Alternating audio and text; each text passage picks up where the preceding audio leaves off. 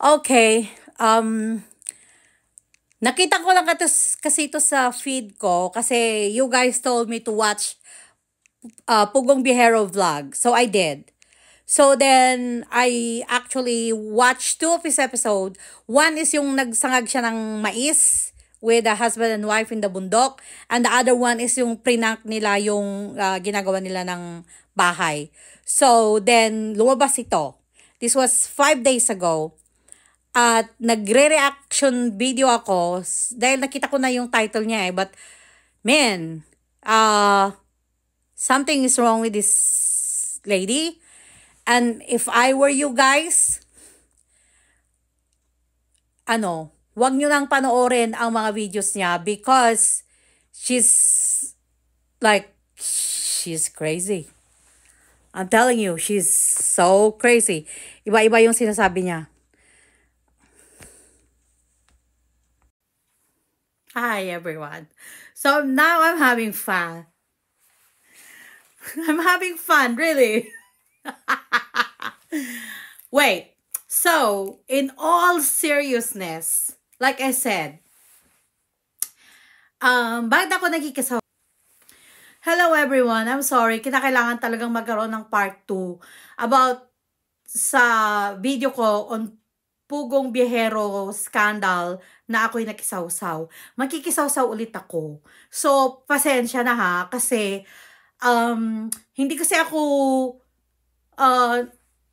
manonood lang at panonoorin lang na binabash ang mga taong may ginagawang kabutihan.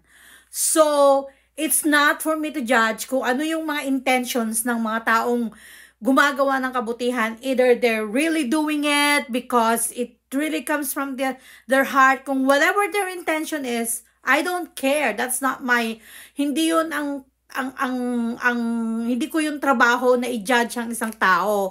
Ngayon, however, pag yung isang tao na may ginagawang kabutihan, ibabash, I don't think that's fair. Lalo't nakikita ko dito sa napakalaking screen na TV ko, na pag nagsa-search ako, lumalabas doon yung mga ilang episode na napambabash ni Madam Beth, na alam mo yon yung so now, like, what the heck? Like, itong ipapakita ko sa na video sa inyo, this was 5 days ago. So, ito, hindi to lumabas sa feed ko dati. Kumbaga yung tatlo lang ang unang mga lumabas sa feed ko. So then like, I was watching, kasi nga, di ba, sabi nyo, nag-request kayo na panoorin ko ang mga videos ni Pugong Biyahero. So, ayun, I searched Pugong Biyahero, para yung concentrated items na nasa feed ko kay Pugong Biyahero lang. So,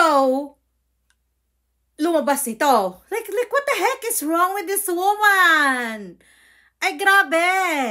Tapos, kaya gusto kong sa mga, I'm pretty sure na panood yun na to. Kaya ako'y like, actually, it's already 2 o'clock in the morning dito sa New Jersey. But, like, nagpapaantok lang ako. Actually, nakahiga na ako, bumaba ako kasi ayoko may storbo yung asawa ko doon. Ayoko manood ng TV sa kwarto namin. Kaya bumaba ako dito sa basement at dito na lang ako manonood para magpapaantok. So then nakita ko to.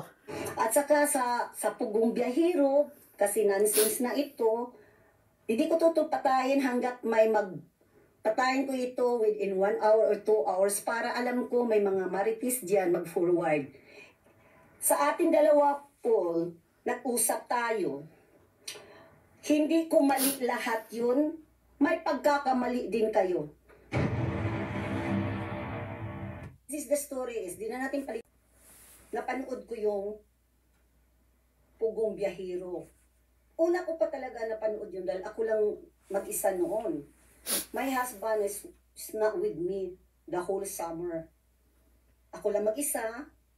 And then, suddenly, when I go to that YouTube, I said, what is this Filipino vlog? Una, nakikita ko pa yung mga batang rider, motor rider. Sabi ko, wow, ang ganda pala ng Pilipinas. Forward natin People who know me very well. Kayo iiyakan ko. Magpasalamat kayo na kahit hindi ko alam yung mga vlogger, na antig ang puso namin. Kasama yung doktora sa California, hindi siya nagpakilala ni Paul na doktor. Pero ako mismo anak. Ate, first of all, kung naantig ang puso mo at nakita mo yung mga vlog ni Pugong Bihero na mga tinutulungan niya at naantig ang puso mo, that is already your own personal. Hindi mo na kinakailangan na isingil yon. Ba't mo sinisingil? Bakit mo isinisingil, Madam Beth? Na like utang na loob, sabi mo magpasalamat pa kami dahil naantig ang puso mo? Like what is that? Nakarinig nung bago magpasko na nabigay ni doktora ang pera. Dok, na-mention ang pangalan niya pero balikbayan sa akin. Ang hirap nga sumagot. Yun na ha. It was of September, actually August. Nasa ako noon. Nasa another side ako ng Amerika for 2 weeks.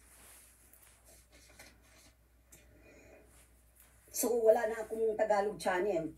Di nangyari, sabi ko sa asawa ko nung pauwi na kami, sabi ko, Dad, I saw one vlogger. I want to make a bot.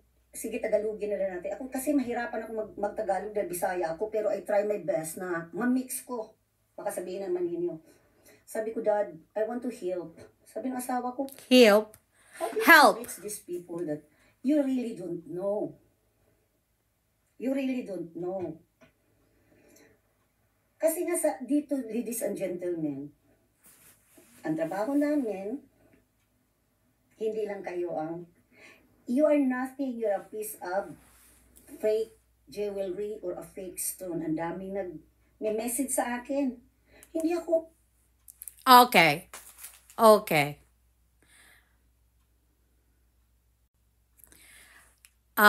That is foul. Madam Beth.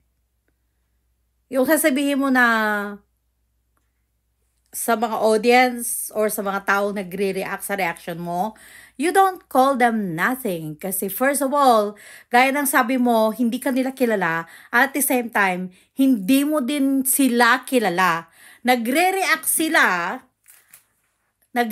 sila according sa kung ano yung ipinakita mo. So you cannot belittle people. Why are you belittling people? Minamaliit mo ang mga tao, Madam Beth. Naiiyak si Mami Palaban, iiyak. Itong hitsura ko, iiyak, ha? Mga taga Virginia Beach. Iiyak si Mami sa mga basing na katulad ninyo? Malditas. Basher po ang tawag doon. Pag tao, basher. Yung bashing, that's verb. That's an action word. Mami Day. Kung namatay pa ako sa mga ninyo, mga coursing ninyo, namatay na ako. Thanks God, ilagay ako talaga ng Diyos na, kumbaga, blessed talaga. Wow! Ginamit mo pa talaga ang Diyos, Madam Beth. Inilagay ka talaga na blessed ka talaga at idinamay mo pa talaga ang Lord sa, dito ha, sa pinaglalaban mo ha. Dang! You're something else. Kahit ang asawa ko, Pilipino lang kami dito. Hindi ako Amerikana. Ayan mga baser. Mga baser yan Dalawa lang ang nandyan. Yan si Kyla. Hi, Dai. You think so? I'm affected with your boss? Bash. But this time, ang dapat mong gamitin na word is, I'm not affected with your bashing. Sige po, pakituloy. Ha? Si Mami, iiyak. I am affected with you. Who are you guys? Who are you? Who are you guys? 8 years I'm not even working. Even before when I was young, nag-work lang ako part-time para hindi ma-bored. Ako iiyak. Okay. So, you're saying na you're so super rich na kaya ka lang nag-work at part-time pa, para lang hindi ka ma-bored, okay, saludo na kami sa'yo, madam. So, dapat, hindi ka dapat nasayang sa isang balikbayan box, isang maliit na balikbayan box na ipinadala mo na one time. I wonder, did you send one? Kasi sinasabi ng mga dihado, yan, magpatayan tayo. Yung mga busing like you guys, no. It was a big mistake. Dahil di ko kilala ang Pugong Biyahero. Ang una kong nakita sa lahat ang mga riders. Mga riders na nagpupunta ng bundok. O ngayon, who are you in my life? You're not existed.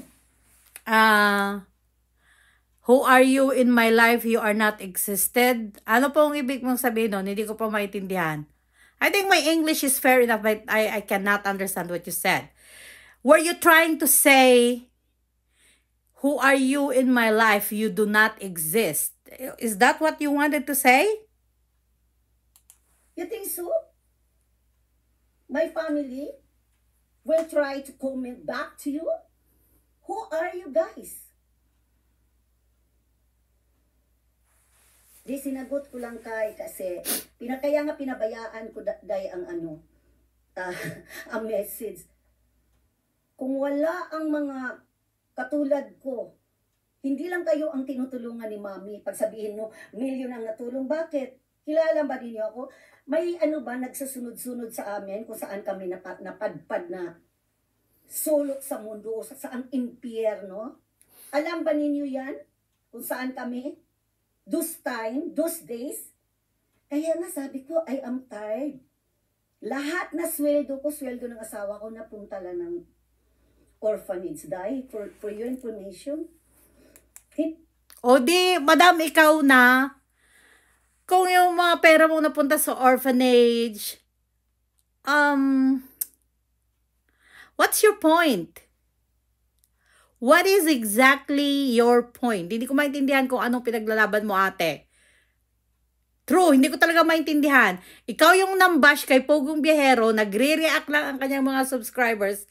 Tapos, you could have just kept quiet. Kung nanahimik ka na lang sana, nasabi mo na rin lang naman kung anong gusto mong sabihin, ginudge mo na yung tao, sinabi mo na sa buong mundo, buong social media world na magnanakaw siya. So, that should have been enough already if you didn't want to apologize. Kung ayaw mo mag-apologize sa kanya. Hindi, wala akong ang bahay sa atin dahil sabi ko, it's a headache. Kasi grabe ang property tax. Hindi ko tingnan mo nga, very simple si Mami. Andito lang sa Virginia Beach. Hindi ko kailangan ng publicity, dahil. Well, obviously, kinakailangan mo ng publicity. Honestly. Dahil lang sa isang box na pinadala mo is nagaganyan ka na. What are you looking for? Yung mag-publicity. You guys, you're a piece of shit. Yung mga anay lang kayo. Mga purtis. Pakapalamunin. Magbas kayo na magbas. Who are... Wow! Wow! Wow! Wow! Wow! Oh my God! Tinawag niya yung mga viewers, subscribers ni Pugong Biyahero. I mean, at saka yung mga, the rest na nag-comment na mga anay, na mga porpies. Look, madam, wag mo pong maliitin ang mga naka-porpies. Akala ko tumutulong ka sa mga mahihirap. Akala ko tumutulong ka sa orphanage. So, you just said that. So, bakit mo pati mga porpies? Ano to? Ba't nadamay pati mga porpies? Do you know? Do you know kung ano ang mga hirap ng mga taong tumatanggap under porpies? Do you know? Why would you say something like that? Ikaw yung nagsasabi na, who do you think you are? Sinasabi mo sa mga taong subscribers and everybody. I would like to ask you the same. Who do you think you are? Who do you think you are? Because obviously, even your English is not good. Okay? You don't look rich to me. I don't see anything expensive that you're wearing, but I do not judge you from what you wear. I do not judge you from the way you talk. I judge you with what you said.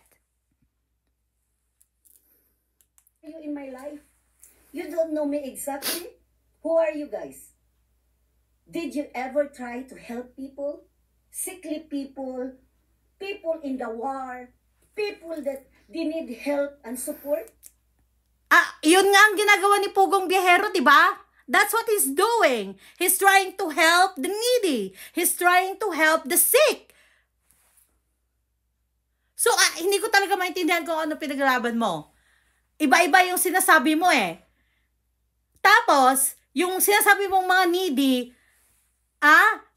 you're asking kung, have you tried to help the poor? So maka-poor ka ba? Yung, kinakampihan mo ba yung mga mahihirap o hindi? Kasi nakakalito eh. Kanina lang sinabi mo, mga anay, ang mga porpis, mga mahihirap. You were just talking down to these people and now you're saying, nasubukan niyo bang tumulong sa mga mahihirap? Ate, I think, may pagka-bipolar ka.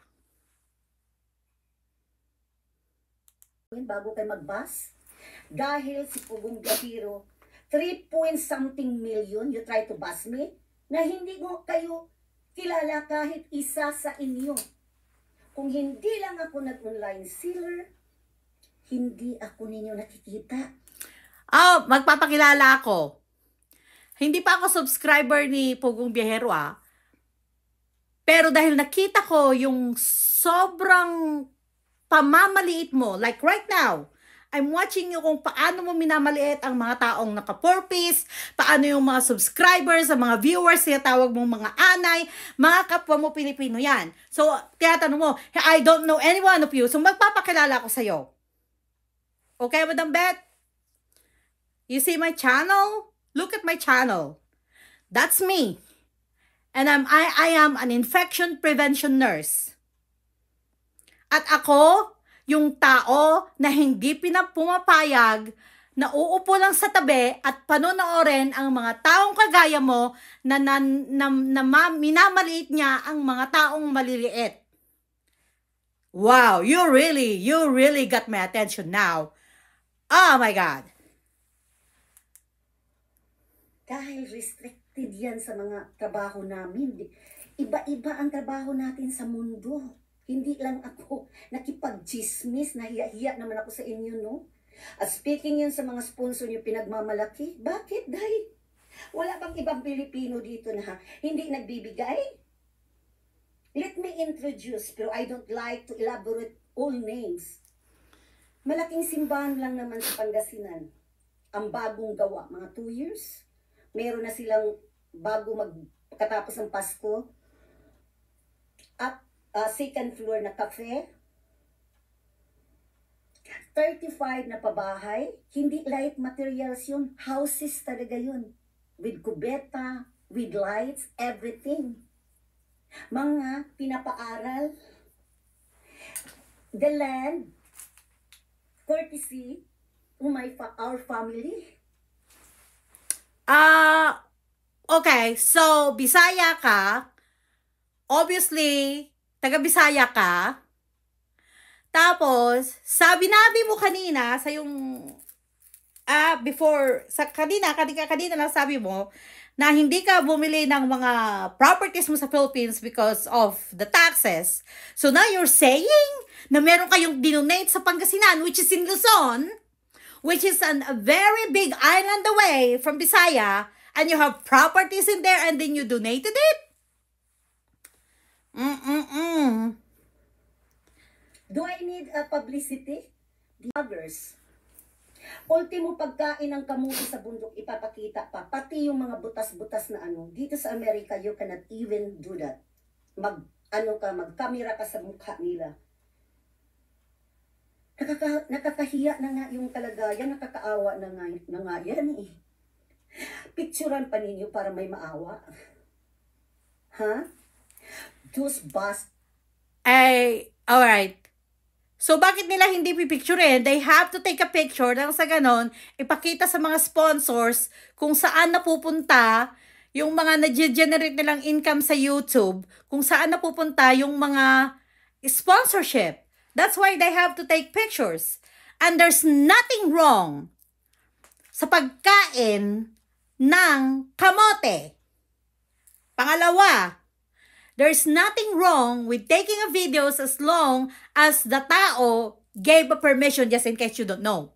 As long as sabi ng like, kung sinabi, tinanong nila, okay lang po ba kayong i-video? And if the person said yes, they can video that and they can post that on social media. Just in case you don't know, because it looks to me that you don't know what you're talking about. Hindi mo pwedeng ihalin tulad ang batas ng Amerika at batas ng Pilipinas because hindi lahat ng batas pare-parehas. Meron mang general consensus yan na the same, but not every little tiny bit are the same. Kaya hindi mo pwedeng sabihin na, ay, dito sa Amerika, Madam, kung ako mayaman na gaya mo, you know where would I be? I would be living in the Philippines. I'm not going to be staying here in the United States. Seeing that there is no such very painful, pero ako hindi ako umiiyak. Kaya nga sabi ko, walang sumasagot. Ang mga matitinong tao na may pinag-aralan, may mga breeding, hindi yan sasagot. Pero ang dami kong tumatawag dito. Beth, shut up your FB. You don't need to do the explanation. You are here. You are one of the heroes here. You don't know my family. Paano ka po naging heroes? Kanina lang binash mo ang mga poor piece. Binash mo ang mga mahirap, tinawag mong anay. So, paano ka naging hero? Okay. Iba-iba yung sinasabi mo, madam. You are contradicting yourself.